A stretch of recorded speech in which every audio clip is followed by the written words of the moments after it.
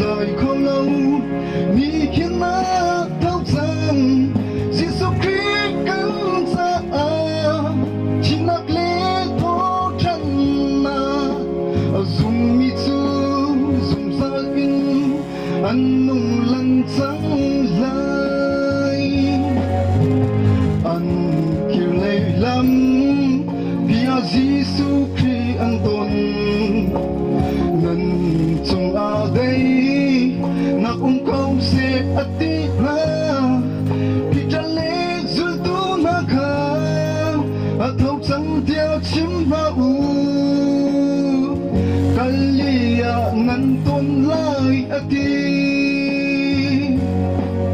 chỉ mặc đi ở đây lâu khăn sông in ở thâu chang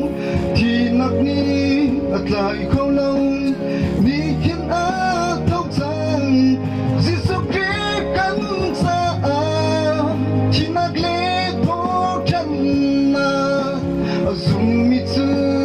dùng sa in anh mong lần trắng lại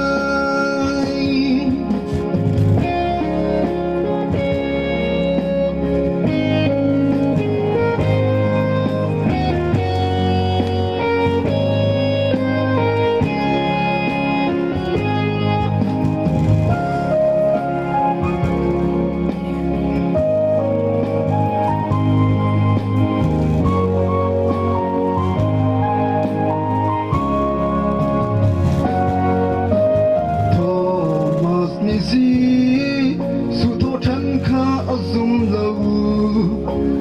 anh khen nạc pa nghe cả phu lâu chun ati si se phiang tên ấp mu chun anh nung nạc đi tiếng ape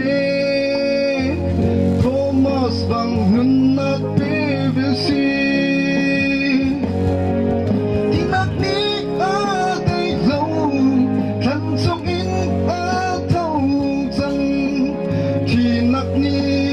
lại không lâu mi khiến á thâu rằng Giêsu Christ cắn ra thì nặc lệ thô chân na dùng mi chu dùng ra in anh nung lần trắng lại dùng mi chu dùng ra in anh nung lần trắng lại Panisung pranut sa puset.